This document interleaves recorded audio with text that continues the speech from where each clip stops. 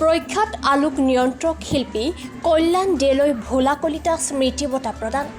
তেজপুৰৰ ঐতিহ্যমণ্ডিত বাণ থিয়েটাৰৰ প্ৰাক্তন সভাপতি প্ৰথিতযশা শিল্পী নটসূৰ্য ফণী শৰ্মা বঁটা প্ৰাপক সুদক্ষ অভিনয় শিল্পী ভোলা কলিতা স্মৃতি বঁটা আজি অসমৰ প্ৰবীণ আলোক নিয়ন্ত্ৰক শিল্পী তথা ভ্ৰাম্যমানৰ পৰিচালক কল্যাণ দেক প্ৰদান কৰা হয়।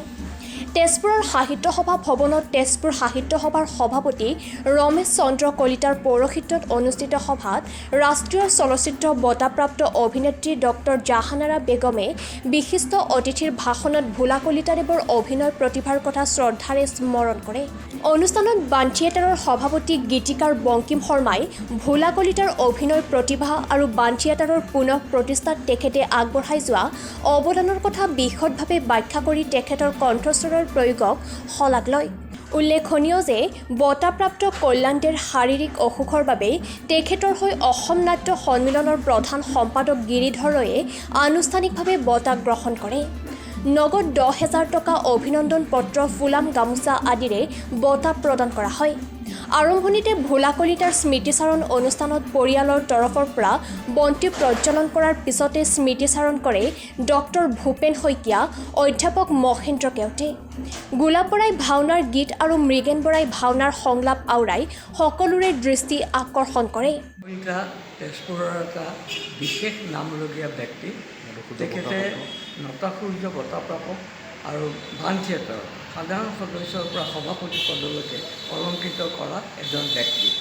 বাণ থিয়েটাৰত অকল যে পদবী লৈয়ে তেওঁ কৰিছিল এনে নহয়, বাণ থিয়েটাৰৰ বিভিন্ন দিশত অত্যাধুনিক বাণ থিয়েটাৰ গঠনৰ ক্ষেত্ৰত আৰু বিভিন্নভাৱে দৰ্শক আনি বিভিন্ন নাটকৰ প্ৰদৰ্শনৰ মাধ্যমেদি বাণ থিয়েটাৰত এটা যুগ ভোলা কলিতাই সুন্দৰকৈ সজীৱ কৰি ৰাখিছিল।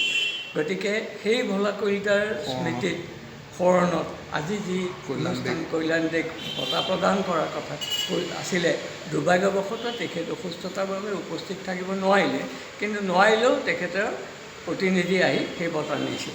আৰু আমিও আজি এই ক্ষেত্ৰত যে সেই নাটকৰ যে এটা পোহৰৰ সজ্জাও যে এটা মানে ছাবজেক্ট বিষয়, তাতো যে পৰিকল্পনা থাকে, তাতো যে দৃশ্যৰ পোহৰৰ মাধ্যমেদি যে সংলাপ কোৱাব পাৰে, নাটকৰ এটা পৰিৱেশ সৃষ্টি কৰিব পাৰে, মঞ্চায়ন কৰিব পাৰে, এই বিষয়বোৰত আমি সেই ব্যক্তিগৰাকীক শ্ৰদ্ধাৰে স্মৰণ কৰি আহিছোঁ ইমান দিনে।